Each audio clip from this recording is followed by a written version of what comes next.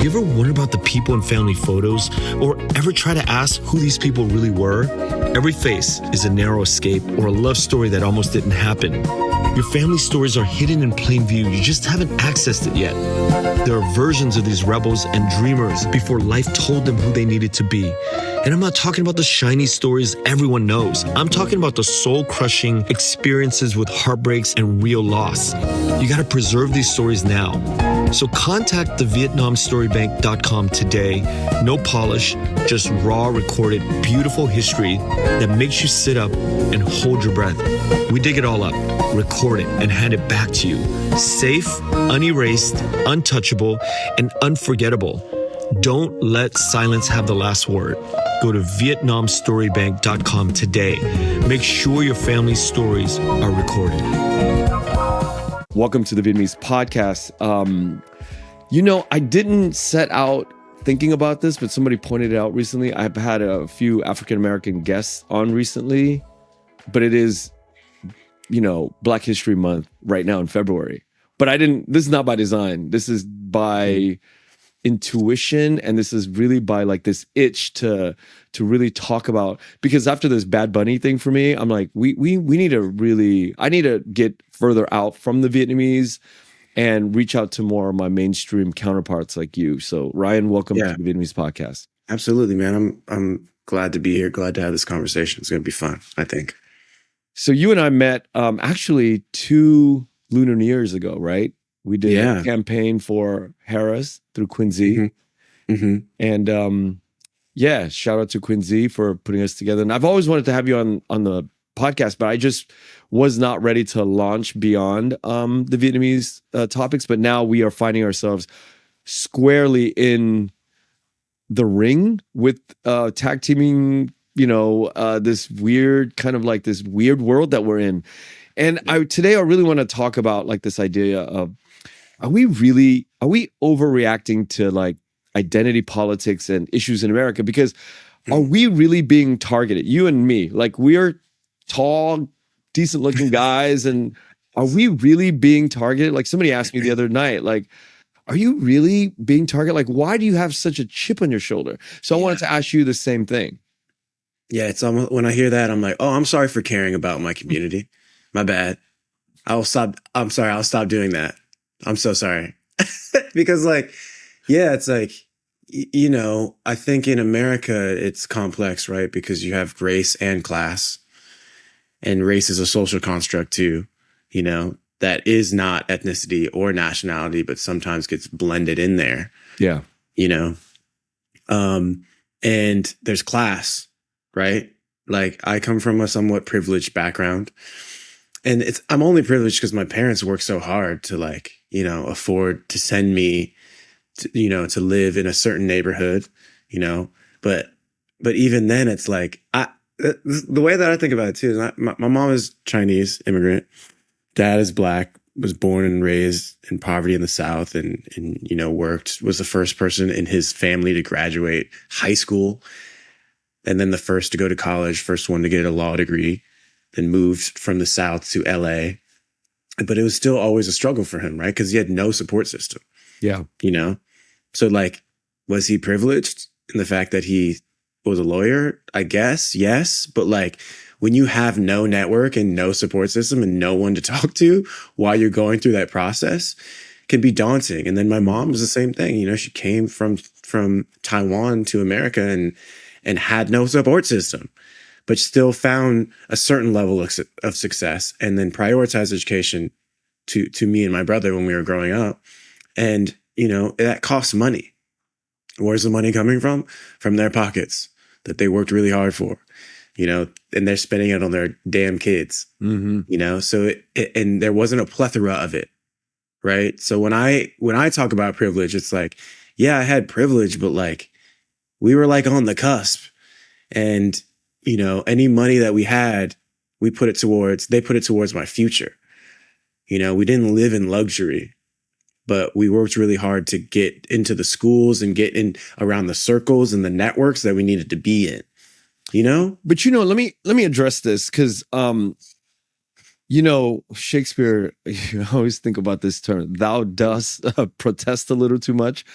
you are talking a little bit about too much about coming from privilege. And what I'm trying to say is this: you are clearly have stood on the side of, really trying to bring justice into the African American world, the Chinese world, but you also acknowledge heavily that you are coming from privilege. But what makes you? Why do you think that you have this empathy to fight for African American, Chinese culture when so many people in America have made it? Yeah, and they have so much money, but they're like, no. We are like siding on the side of power. We're not gonna help. Yeah, we're not gonna help the minority people. We're not gonna help people of color. And you're talking about even people from our communities, right? I'm talking specifically. Oh, you're talking specifically about them. Our community. Yeah. How is it that you come from privilege and you are now like turning back and going, you know what? I got to still help my community. You just said it like a few minutes ago. You said, oh, I'm sorry. I got to help my community here. And, where's that empathy come from? That's a great question. I feel like the reason I talk about my identity and my privilege, quote unquote, is that like privilege is such a loaded word. There's a spectrum of it. Just like there's, a spectrum of like how much you embrace your identity and what that means.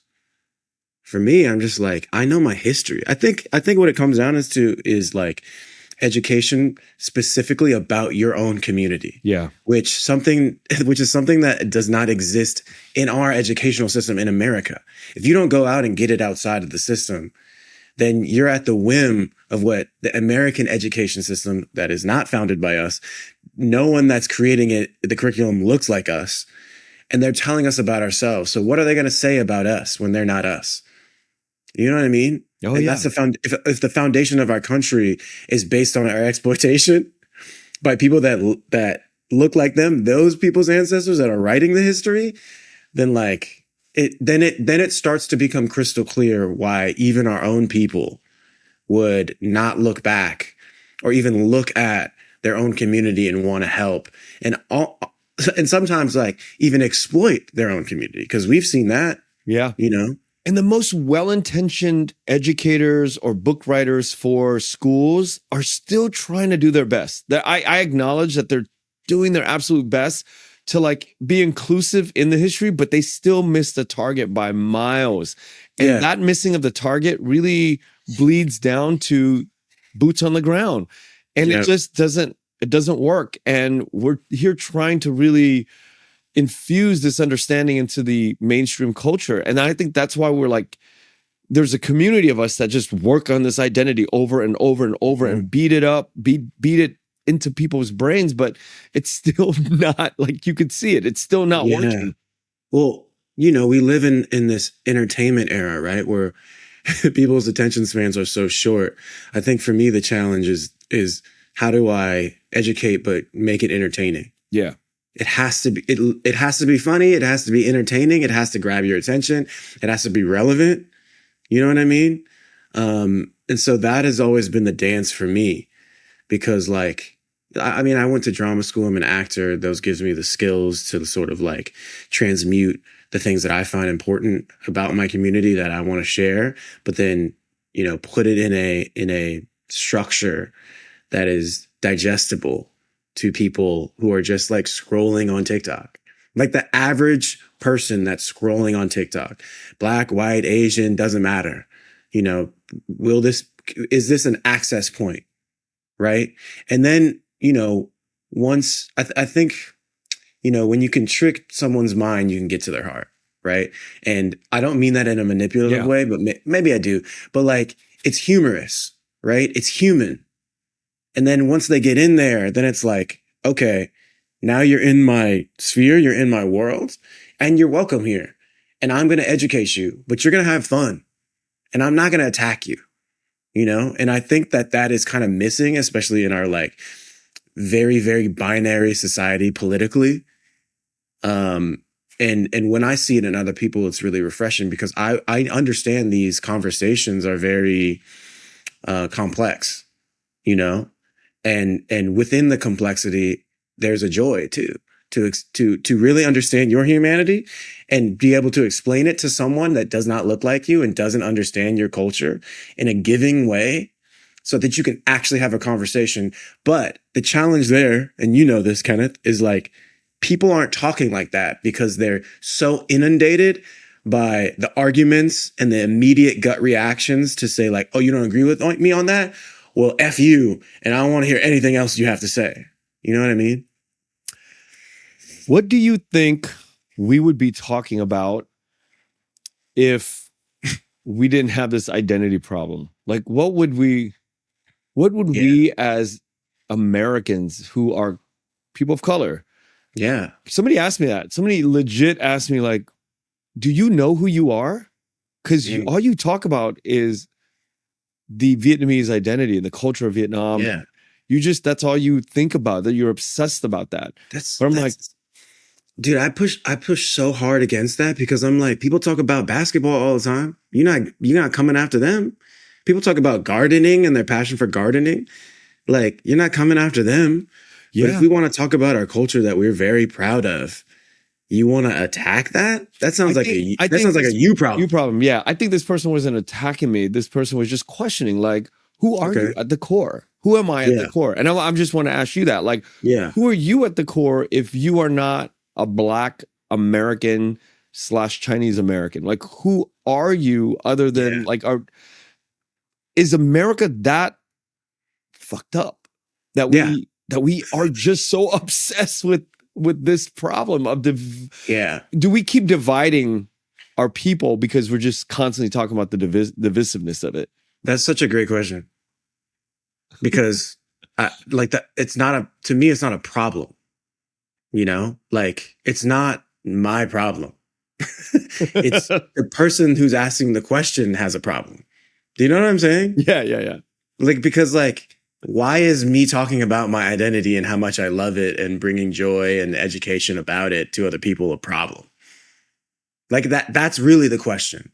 Like if someone asks me that, you know, I've had people comment, it's like, why do you, and you just said that you experienced this too. It's like, why do you always talk about being Black and Asian? It's like, cause that's what I want to talk about. It's really that simple. And it's not a problem. So you can't make me think that I'm a problem because I'm proud of who I am and I want to talk about it. It's really that simple. Yeah. I don't know what else to say, really. And if I listen to that voice, if I listen to that critique too much and I allow it to make me second guess myself, well, now it is a problem for me, but I created that problem by letting that in. But I still think that hearing those people say that is a blessing in itself. I'm not going to thank those individual people, but it's a blessing in itself because then you know how it's being received and how there's people out there that are like, I don't get this, man. Why are you always talking about this? But then that just reiterates like the foundation of America to me. Yeah. Is that like people see identity as a threat. Why do you see someone's identity and them embracing it as a threat? Again, that's a you problem. Yeah. But again, that's an American problem, I think. It is an American problem. Because of the educational system that we are born and bred in. I had an African-American woman, Whitney DeGale, come on the podcast twice in the last 2 weeks. And she's now living in Vietnam, and that's how I met her. But she had a post recently about we as Americans live in a very binary way. And she goes, once you get to a country like Vietnam, who's completely ignorant of the struggle of Black America, you realize that we as Americans carry this idea, this binary idea of like, we're either good or we're not good. We're either, poor, we're not poor. We're either in that class, of being popular or we're not. And she's like, there are so many other ways to exist when you live outside of America. And in America, that's all we are measured by. And I want to ask you, your experiences today sound very strong and you figured it out where your positioning is. Where did that come from? Mom, dad, or just bumping up against just all this conflict out in the real world? Yeah, I think it comes from a lot. I mean, it comes from the way that I was raised, right? I was raised to embrace both cultures. I was raised fully in both cultures. You know, my parents were always like, you're 100% Oh, wow. Chinese, you're 100% black. And so that's how I carry myself, you know? And, you know, also it's like the way that I look, I think that because I'm phenotypically or whatever the word is, people see me as like, you know, light-skinned African American or like a Puerto Rican or a Brazilian. And that's fine. I'm not delusional about that. Yeah. But like, if I literally am Asian, if it's in my DNA, then I look Asian. And it doesn't matter, you know, if people look at me and don't see that, but that's what I am. So that's what I look like. And I always say, like, it's not that I don't look Asian. You just never seen an Asian like me before, because I don't allow other people's opinions to define me. And I think that is not an American thing. That's like a universal human thing that people just accept. It's like, oh, if they see me that way, then I guess I should act that way. And I think, you know, 6 years ago when Stop Asian Hate and BLM was popping off, and then they were kind of at odds with each other, that's when I started to really talk about my identity and talk about my upbringing and start to share that with the world. But I have no idea that people like actually there was a community and there was people that wanted to talk about this and that it would empower and impact both my communities and outside of my communities, right? Because the message is human and it's universal. Do you know what I'm saying? Another thing I want to say too, like you were talking about the Black woman that you had on your podcast that was, she said like, oh, you know, in America, this is how Black people feel. But when I moved to China and lived there for half a year, it was the safest and the most like free I've ever felt, because I didn't have to deal with that on a daily basis. I didn't have to deal with my identity in the same way that I have to do in America, which until I moved to China, I didn't even know that I could live free like that. Like a whole weight was off my shoulder because I didn't have to prove my intelligence. I didn't have to prove that I belonged here. I didn't have to like make people feel safe all the time. And these are things that I unconsciously do in America. But when I got to China, I was like, oh, I don't have to do those things. It was a different experience, right? Like they would see me and be like, whoa, I've never seen something like that before. A 6'3", light-skinned brown man. I'm going to stare at it and maybe ask it for a picture. You know what I mean? That was... I think that's what Whitney was talking about. It's so divisive here. It's very polarizing. But when you get to Asia, people are just like, oh, you know, it's like a novelty. You're just, you know, whoever you are. Do you speak fluent Mandarin? I'm pretty good. I'm not gonna cap and say I'm fluent, but yeah. But you're good. You're good. You're good enough to understand what's being said about you, or and I could get by. Yeah. And when you lived in China, did you kind of like experience not racism, but this perspective of how people, the native people in China saw you from their language? I mean, look, I did experience racism, but like nowhere near as what it was in America, right? Because it's not the foundation of their country. And those experiences were very, very, they're either very, very light, if racism can be light, but also seldom and very far and few in between. But it doesn't come from a historical place where I'm going to lynch you, I'm going to beat you down. It doesn't come from hate. It comes from curiosity. It came from curiosity and obliviousness, right? Yeah. So is that racism? I don't know. I don't even think it really was racism. It could be, right? Because it could be exported from the West, right? As an export, ideological export. But also some of that could just be like, I've never seen something like you before. I'm going to otherize you in a way that is also kind of accepting. But that, you know, you don't experience that out here. I mean, I grew up in the Chinese community out here, and like they would straight up just say racist things in Chinese, not knowing that I would understand. And I think living in China gave perspective. It was like, oh, these are the same people just in the home country. And they came from here to America. So them, by nature of being immigrants to this country, inherited this conditioning that conditioned them to think certain ways about certain ethnic groups in this country. And where did that come from? Right? Then that's the question. Did the conditioning of the American system turn these people that I'm experiencing in China into something else when they immigrated to America? Yeah. You know? Yeah. And that's a process you have to ask yourself. I'm going to go off on a little tangent here, and feel free to say, this is not really what I want to talk about, but I'm going to go off on a tangent. It's more about dating, right? Okay, It's about how we as Asian Americans, Black Americans look at our dating patterns. I spent a lot of time in this space for myself.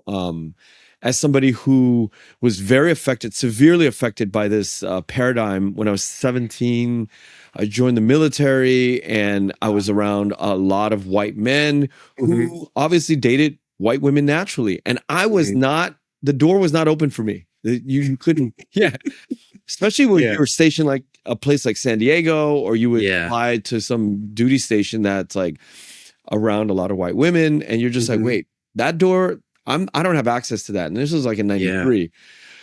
It affected me up until my mid 30s. And I think there's still lingering effects that I write and I talk about and I think about on an obsessive level. I think I'm becoming more at peace with it. But I wanted to ask you about your experience and how you view, this dynamic. Yeah, I'll say this. I'll say, like, it's really not, and Denzel said this, it's not color, it's culture, right? Like, because you can look like me and you can smell like me, but you might not see me as human because we don't have the same understanding of our own culture, right? Or understand the system that we're a part of as well. So, like, also being mixed, I'm just like, it's really about the person. Does this person see me as human? Will this person like engage in these conversations without judgment? Right? That's really what it is. And listen, you're more likely maybe to find someone that is a person of color in America that would understand your experience. So I'll say that, but that's not like a hard, fast rule, and it's not black and white, So that's sort of my opinion on that. Cause I have a lot of conversations like this, and it's been years that I've been having these conversations, and sometimes I'm surprised by the people who don't look like me, don't even come from my country, that understand my humanity, are willing to listen and to draw parallels in their lives and their culture that deepen bonds, that strengthen and deepen bonds that I didn't even know could exist, I just want to check in with the audience. So far, I'm hearing that we are not overreacting. that we are on the right track and we just got to keep pushing. Okay, but I have to have that temperature check with my audience because I feel like, all right, this has been ongoing for 400 years maybe. When is this shit gonna turn around? It's getting worse in this country. I know. And we're living in LA. We live on the far fringes of middle America. We don't probably experience that. But we're looking at it and we're just going like, maybe there is no hope for. I mean, it's getting worse. It's just getting worse. I do feel that way sometimes, that there's no hope. But I do, being in California is what I think gives me the hope. And I think also traveling around to different countries gives me hope. But again, we have to look at the power structure of this country and who holds the power and who holds the money. And they don't look like us. They all look the same. They all look the same. And that's kind of the problem, if the people, because I'm in Hollywood, right? I'm an actor, but if you keep going up the ranks, the less they look like us and the more they look one way. Okay. And if you have people that are green lighting projects, the only people that are green lighting projects and they don't look out like us, and those are the people that are in charge of how this whole ship moves and operates, then we're sort of just like always asking for the man's permission. But I think what's beautiful about this podcast, I think what's beautiful about like the work that I do on social media is that like I don't have to ask for permission to create the content that I want to create. I mean, the battle is a little different because the algorithm and blah, blah, blah. And there's controversy of like, are they demoting certain content? Are they not pushing certain content in the algorithm that is also not controlled by us? But yeah, I think podcasting, social media, and this new wave of digital media that is controlled by the creator is what gives me hope.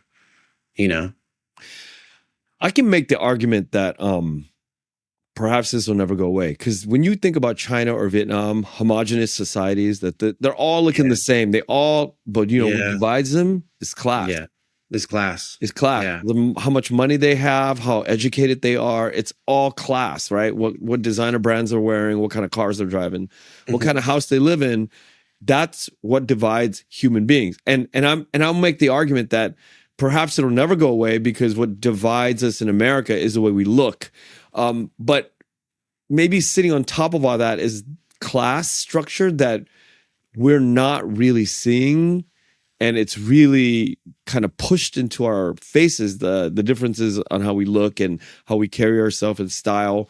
But really, the question is it really about class? Or is it really about color? I mean, or all of it? I think it's about class, but they created race to make it even more difficult for people to rise out of their class. Yeah. So in essence, it might not ever get better, right? I think, damn, man. I know. I'm just pounding this hard today. No, but I totally understand what you're saying.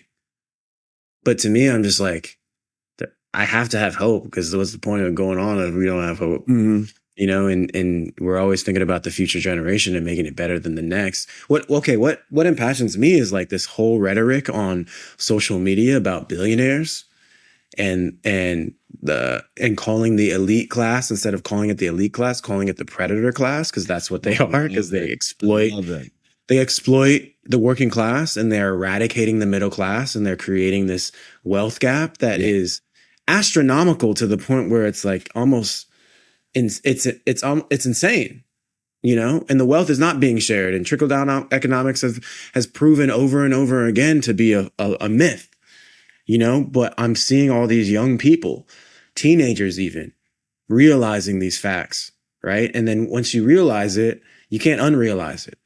So something has to happen, and we do have, I don't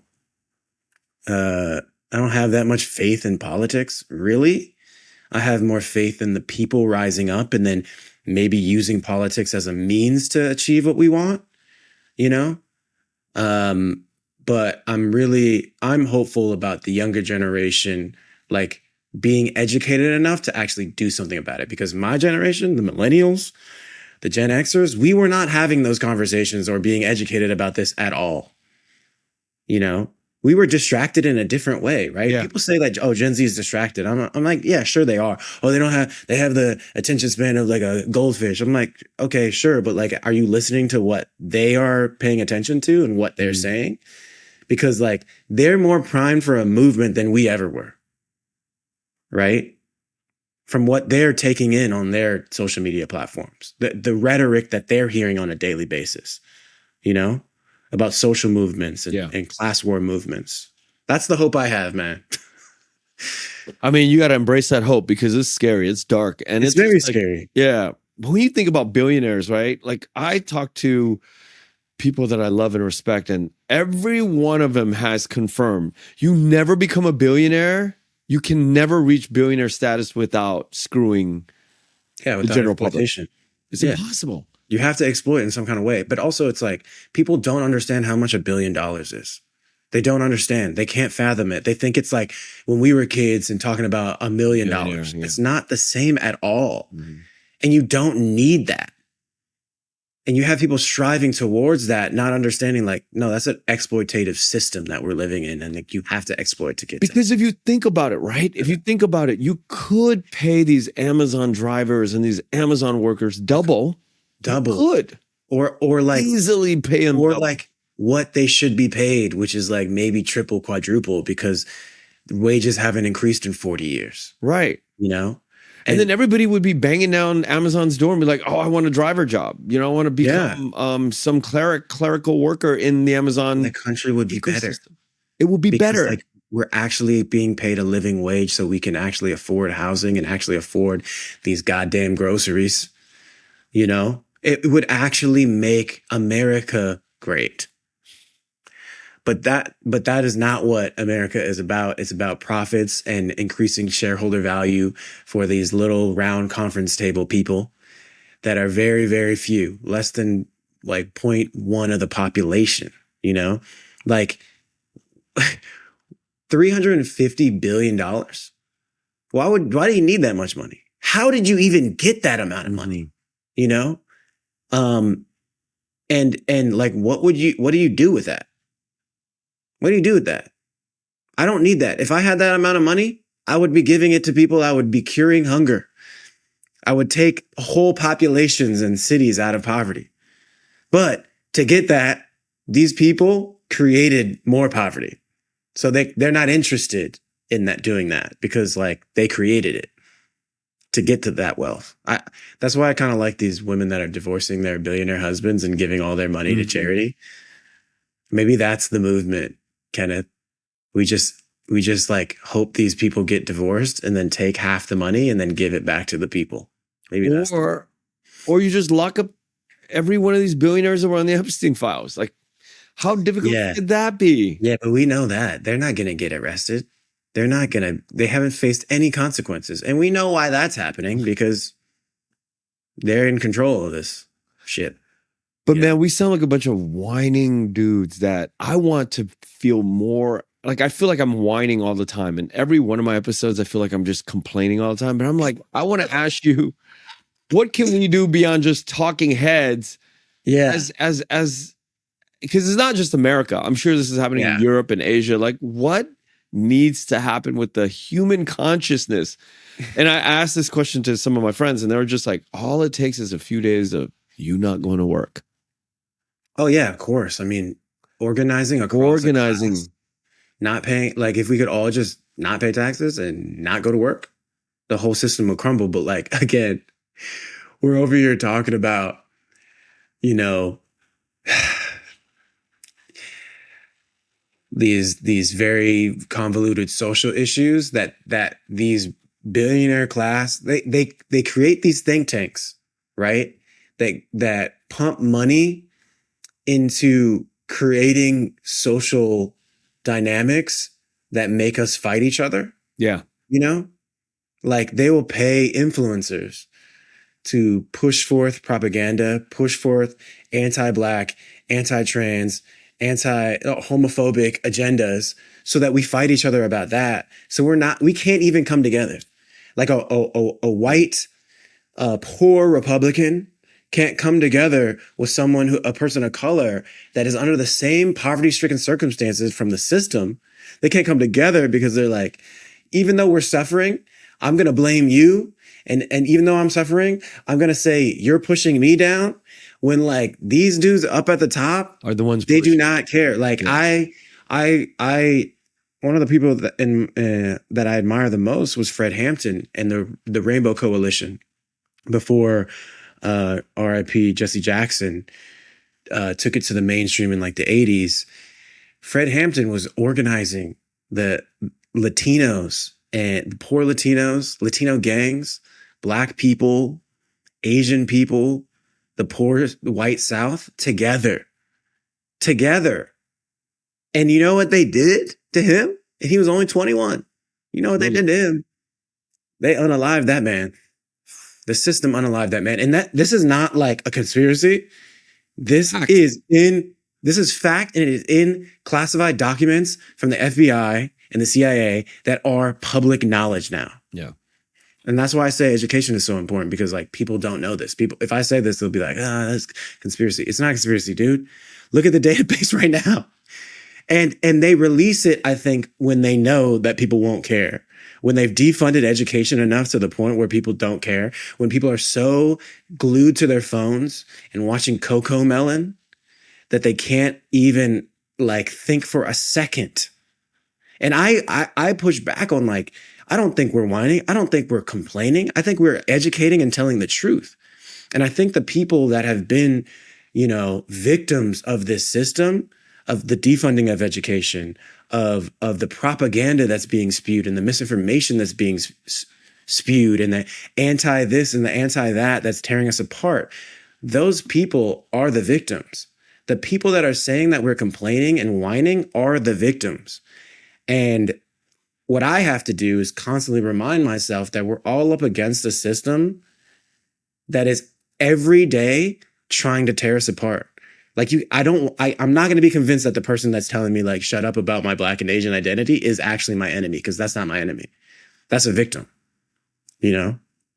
So that sort of radical empathy and radical compassion is the revolution too, by not allowing that person to make me derail my course and actually listening to that person and understanding where they're coming from is going to help the revolution that needs to happen, Speaking of revolutions, you've actually spent, well, I mean, I don't know if you've spent time with him, but I've seen you with President Obama. Oh, and yeah. But that's not what we're going to get. We can talk about like how that happened, but I'm more interested in, when I look at President Obama, I have so much love for him. I have so much like respect, right? Yeah. Eloquent, fucking classy dude. Shoots, he plays basketball. He's just like a guy's guy. But we also know, though, that he deported the most illegal, quote unquote, illegal aliens in his presidency. He was known for that. And we also know the wars, and we also know all of the things that he's responsible for in the machine, right? Yeah. But he didn't seem like that coming off of the streets of Chicago as an activist early in pre-senator kind of like existence, right? And I think to myself, like,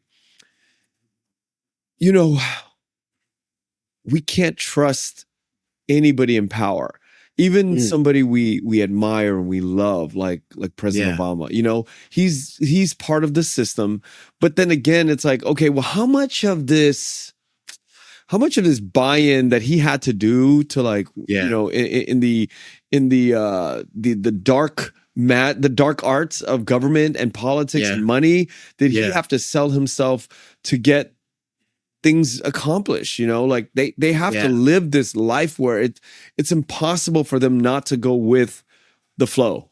They have to like, and as much as we have love for President Obama and we're like, oh my God, we wish we could have him back. But at the same time, this big machine it don't mess around. It really doesn't mess around. It's a killing machine. America is a killing machine. This is America. I think, not to all lives matter this, but like we're all a part of the system.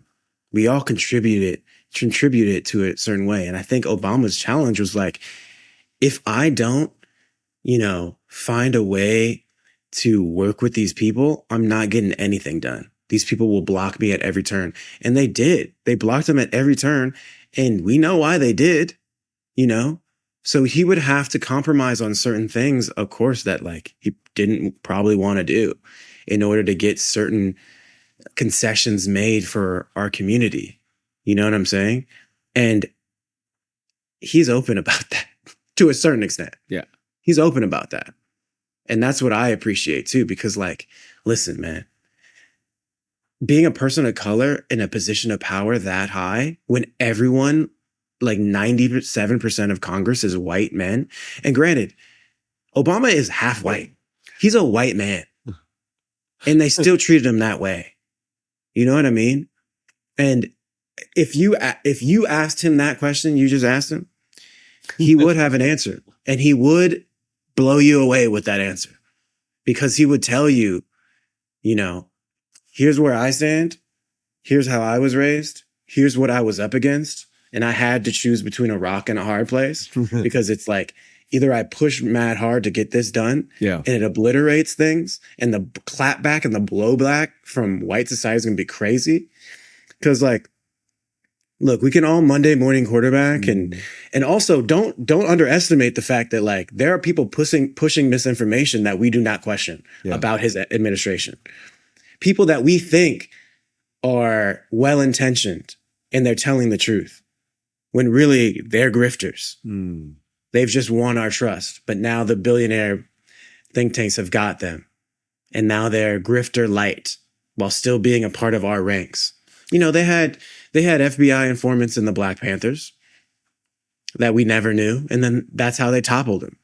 Same thing with the Nation of Islam against Malcolm X, right? So I'm always questioning, like, where is this data coming from? Because, like, when I hear, oh, he got rid of more immigrants, like, there's so much context to that, and now it's not true anymore. With this pushing of ICE, like, it's astronomically more now than it was during Obama's administration, right? Like, numbers change. And numbers are that way for a reason. And the process, was there due process with Obama? Yeah. You know, as opposed to this, where they went down the street from my house in Alhambra and they basically kidnapped Chinese immigrants with no due process. Insane. And they're holding people who actually are citizens. Did they do that during the Obama administration? So these are questions that we have to really ask, because it's not cut and dry and it's not black and white. And the nuances matter. The nuances, how you do things matter. Yeah. Because, like, if we don't remember that, then we think that's how you can lose hope without the nuance. Like, that's how you lose hope. Because it's like, oh man, every administration is the same. It's like, no, some administrations are like this. And some administrations are like nosedives, you know? And obviously we're in America. The foundation of our country is based on exploitation of people of color. We're always fighting against that, because, like, deeply embedded in how we make our money and why we're a power in this world is by exploiting our own people, our own citizens, right? I always try to remind people, like, now you got me on my revolution. Like, there are still slaves in America. And they're not just black. They're every color. They're mostly black from the prison industrial complex and the school to prison pipeline. You know, we have the most, we have by far the hugest prison population in all of the world. Like, something, I forget what the numbers are, but it's like, if you took the prison population of, like, the entire Western Hemisphere, you still couldn't match it. It's still not as big as how many prisoners America has in their prison system. And then they have them work for large corporations for 1 cent an hour. You know what I mean? And that's okay, because they're prisoners. They deserve to be there. And they don't. And, you know, the bottom line is this. I think it's very simple. Yeah. Are there real evil people out there? Yes. But my gut intuition is the percentage of very evil human beings is probably 2 to 5% max. The other 95% is truly traumatized human beings that are trapped in a loop that could be fixed. Yeah. Other countries can fix it. Other countries have prison systems that rehab you out. Yeah, rehabilitate you. They rehabilitate you and they get you back on your feet, and they figure out where that trauma point was, and they go back and they really fix that. And I think when you can fix the 95% of people that were like, if you can heal them and bring them back to, like, you know, feeling complete with their families and feeling complete as a loved human being. Let's just say you get rid of 50% of that population and you bring them back. And because most of them, I've met a lot of people who come out of prison for like 20, 25 years. They're great guys. Yeah, great guys. You know, they're really good human beings. And they were just like wayward, and especially the Vietnamese deportees that are being rounded up. That early 70s, that late 70s, early 80s period, they didn't have families. They didn't have either mom and dad were like out busy working, making money, or they were shipped to the United States by their own parents who had to stay back in Vietnam, and they went with uncles and aunts, and they didn't have a sense of family. So that trauma, that pressure made them join gangs. And then they were like shooting up people, and they were just doing things that were like out of trauma. But exactly. They're like good people. They're good. Ultimately, I think they're all good people. All good people.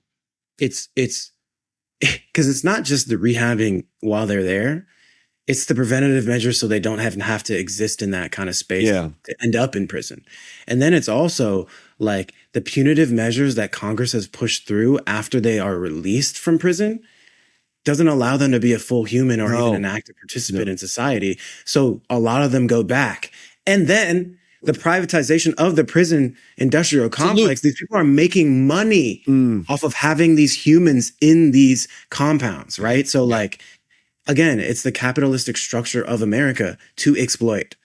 Okay, someone's sitting down and they're writing like, okay, we have these prisons. How do we make money off of them? Okay, we'll create through Congress like a certain population. We'll create like an environment where there's crime, right? Okay, how are we going to stop the crime or keep it at bay so it doesn't affect us? Okay, we'll invest billions of dollars in the police forces, right? But we'll over police these crime infested areas that we've created through our legislation, right? So it's all just a money making scheme. You know what I mean? Yeah. Like it. So just to backtrack, it's like the preventative measures so crime doesn't happen, so we don't have a prison population.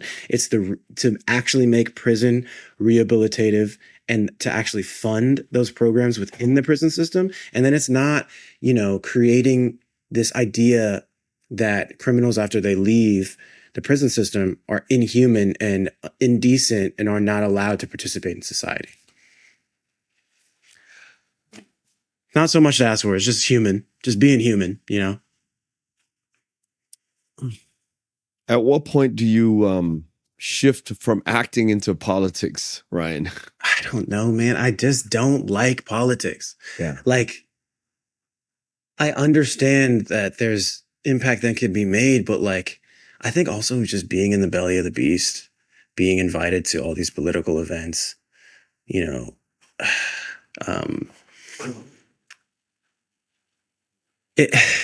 don't even know how to say this. There's just like a divide between like, okay, so the people that actually do vote, right, are not really like us. They're older and they don't have melanin. They're not people of color, and they're not really trying to change that. They're not really trying to make it easier for people, like the overall people, to vote. Yeah. And so that our communities are actually represented. And so if there's anything that I would want more of, it's like to actually, that I think, Mamdani being elected mayor of New York gave me a lot of hope, because like when there's a candidate that actually gets the people of color and the actual masses to vote, they always move towards like social programs and taxing the people who find the loopholes, taxing the predator class so that the money actually is reinvested in the community. I'm more invested in that. Yeah. I want people's voices to be heard. And I think that's why I gravitate more towards like social media, because it's more of a level playing field to get the message out. But if I did run for Congress or run for political office, like that would be my agenda. It's like to actually bring the people together. It gets dirty because you need funding for your campaigns, and you're going to go to conglomerate companies, and then they're going to want you to lobby for their positions. And then that's how you lose yourself. And I think that could probably be really easy to lose yourself. But most people do lose themselves. Most politicians have to. Otherwise, you're not going to get the job done. You have just to the way it goes. Point. But like AOC has proved that system wrong, and Mamdani has proved that system wrong. If you can get the people and you can get them to donate, you get millions of people, then you don't have to rely on the conglomerate companies, and now you have these people's hearts and their minds and their vote. And I think that's indestructible. Yeah. Right there. You actually have the people. And I think that's why the work that we do, the social media work, the podcast work, all of this communication on a grassroots level is so intense. It's so intentional, and it has to be intense enough. And I think for me, moving into the mainstream, like as I progress throughout the next few years, it's mobilizing change in a way that it's, we're here to make you think a little bit about like what this structure looks like in America. It's not, I don't think it's what people think it is, Yeah. And I think, you know, you have to adapt with the times. Like if the times are like requiring bite-sized information and that's entertaining or in a human way, or there's pops of color so people keep paying attention, then that's part of the revolution that you have to adapt to. Because the whole point is to get people to listen, right? And those are the challenges that I have. Like, oh, I want to say all these things. This is why I like podcasts, because I can actually talk. Like, I want to say all these things that are true. But like when I go to social media, I have to say it in a way that's like bite-sized and funny at the same time. And sometimes that can be, its own challenge. That It's restrictive. It could be restrictive. Exactly. It's restrictive, but the goal is still an intentional thing that can be very impactful. So that's what keeps me going, Do you have a lot of experience living in both the Black world, the Chinese world, working together or coming together? Do you have a lot of experience, or do you see a lot of that? Yeah, I mean, yes, because that was my household, but on the bigger world, in the major. I'm creating it. I'm creating it as I go. I just got funding from my organization called Bloom, which is like a cross-cultural organization that brings communities of color together. And the priority for me, at least in the beginning, is the Black and Asian communities. And obviously that, like, I face challenges because, a lot of often, right? And this, a lot of times when the Black community comes together with the Asian community, it's trauma and it's tragedy that strikes. And for me, I'm like, okay, how do we come together when we don't have to rely on tragedy and trauma? Yeah. How do we just exist in a space together because we love our culture? And for me, the bridge is like bringing Blasians together that grew up in households like mine, and then them organically bringing the people, their families, their friends that are already like bought into the system of solidarity by nature of their shared blood. And then, that branches off into friends that are part of these structures already. And you just sort of bloom out from that perspective. And so that's what I'm trying to build momentum doing.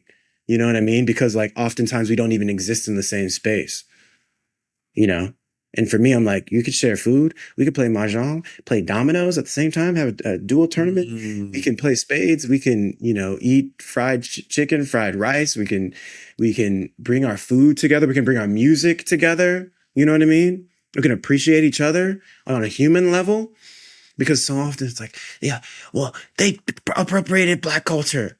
And they appropriated Asian culture. It's like, well, then bring those two artists together to have a talk. But something that like healed me like so much was seeing Kenyon Martin and Jeremy Lin like dapping each other up and having a conversation and laughing with each other when like they had beef on social media because they said they both were appropriating each other's culture. You know what I mean? Yeah. And then to see them squash that beef and just be like, no, it's all love. Like we actually do like each other's culture. That's why, Kenyon Martin was Black NBA player, had Chinese tattoos. And that's why, Jeremy Lin had his hair the way he had it. Because he's like, I love this, man. And I know the history. You're like, don't come at me like I don't know that. But at the same time, I understand why you are. Yeah. Right. But like, let's all treat each other as human and actually have a conversation. So that's what I'm about. And that's the message that I want to spread.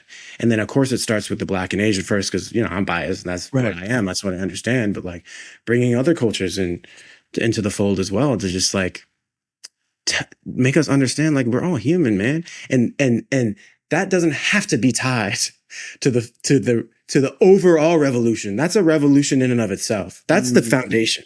Do you know what I mean? Yeah. Then we can sort of slowly throw in here. You don't start with billionaires are evil. You start with like, let's enjoy our humanity and exist in the same and space. That's probably more important than anything else. That's what I'm saying,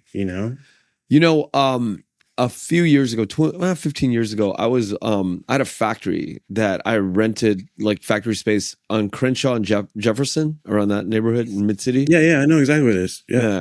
And West Angeles Church is right there. And I was there for about maybe 2-3 years, but I don't know what it was at the end of the 2-3 years. I didn't know it was the end coming, but towards the end of my journey at that factory that I actually lived and worked there, I was like, I studied voice when I was a younger man, and I was like, I want to sing in the choir at Los Angeles, right? And so they make you do this like 4-week orientation, right? And you go through every Thursday night, you just got to clock in 4 Thursdays, and then they give you like membership. Yeah. And then you can audition for the 17 choirs that they have, right? Oh, so wow. I had just finished my 4th orientation and about to get my certificate of like, welcome to Los Angeles. I had to move factories, and then I had to move to Commerce. So I never went back. And I just have this like driving urge every year to go to Los Angeles. But now I have a 7 and an 8-year-old, and my 8-year-old girl wants to, she wants to become a singer. And I'm like, I want to sing at Los Angeles, and I want her to be in one of those 17 choirs. She's probably in like the little junior choirs that they have, and I want to sing in, the old people's choir. Yeah. And I keep bringing that up with her, and she said to me 2 weeks ago, she said, "Do you think the Black community will welcome us?" And I was like, I don't know. That's a good question. It's a great question. She's asking the question. She's not like, "Daddy, I don't want to go.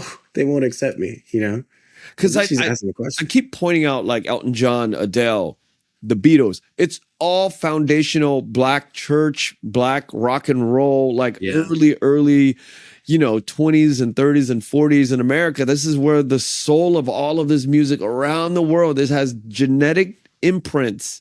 Yeah. Look, I've always wanted to talk about this stuff on my podcast, but this is the first time I'm actually being able to talk about it. Yeah. It has genetic imprints, and and I want her to witness that. And it's like, okay, but then that dips into this whole conversation about appropriation. There's 10,000 people at this church. It's a mega church. And I'm sure there's Asian people that attended, but I have very nefarious reasons for going to the church, because I want to expose my daughter and myself to the soul of the music there. Yeah. Music and connection might be first, and God might be second in this equation. That's fine, though. Right? I think that is completely different than exploitation or appropriation, because you're actually joining the community. Joining the community is completely different than extracting from the community. You're in the community. You're with the people. You're forming community and relationships with the people. That is the opposite of appropriation. You know what I mean? So like, I think there needs to be more of a conversation of like what appropriation actually is, because there's so much fear around it, because no one's teaching it about what it is. Everyone's just calling it out blindly. Yeah. Sometimes too, when they don't call out the history of the person that is so quote unquote appropriating. You know what I mean? Where'd the person come from? Who are their friends? Where's their community? How did they learn to sing like that?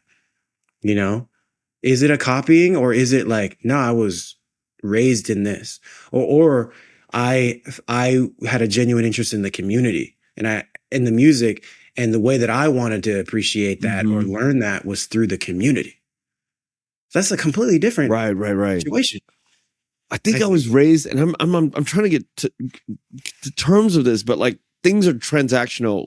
Coming from a Vietnamese, American, my parents thought in very transactional terms, it's like, and it's ridiculous too. It's like, oh, you got to just check yourself and make sure that people don't think that you're going there for a reason, that you're trying to, you know what I mean? Yeah. But like you said, it's a very Asian perspective. Right.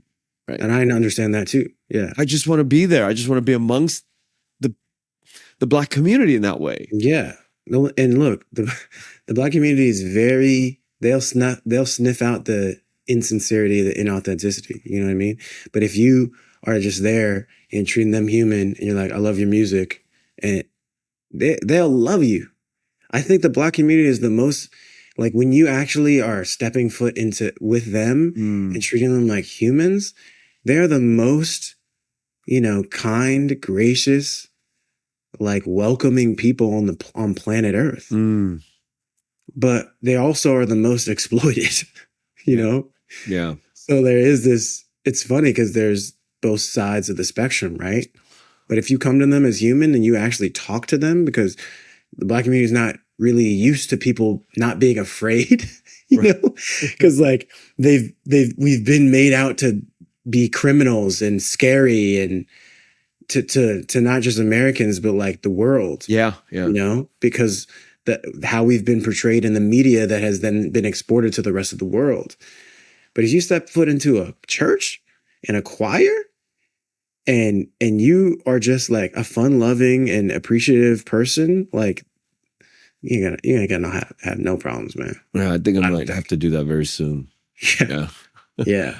And the world will benefit from it, and your family will benefit from it, you know? Ryan, thank you so much for agreeing to do this podcast. It's so enjoyable. And, you know, I welcome you back. If you have, absolutely, you know, if you have something, you know, like you want to become a politician and you want to come on here. I'm totally kidding. I'm not closed off. I'm not completely closed off. Right. If you have a new movie you want to promote, you know, you know, whatever that looks like, you know, feel free to always reach out. I have some really cool African-American guests that are coming on very soon as well. And so I just wanted to be more open, you know, get some more Latinos after this whole Bad Bunny thing. Get you know, I have a family, half my I have cousins who are half Vietnamese, half El Salvadorian, and they grew up all in the, like we all grew up in the hood together in LA. And you know, I talked to them about coming on and talking about their experience about being part, you know, half Vietnamese, and you know, So I just want to open it up more now. So thank you so much. We absolutely need that. Oh my God, we need it now more than ever, right? Yeah, we do. And since we need it now more than ever, there are going to be people now more than ever being like, stop complaining and stop whining. So we got to deal with that too. But like, you know, we know our power. Yeah. Ryan, thanks again. Thank you. Happy New Year. Happy Chinese Lunar New Year. Cause we got to say both. Happy Tet, all of it. I don't discriminate because I have Chinese blood in me, and my kids are half Taiwanese, by the way. Oh, nice. Yeah. Their mom is from Taiwan. Awesome. Well, Taiwanese American. Yeah. Awesome, Ryan. Well, we'll talk soon. Yep. All right. Thanks. Thank you for listening to The Vietnamese with Kenneth Nguyen. Special thanks to Brittany Tran, to Jane Nguyen, Catherine Nguyen, Tina Pham, Sydney Jamie, and Christo Trin. Please find us on Instagram, Facebook, and TikTok at The Vietnamese Podcast.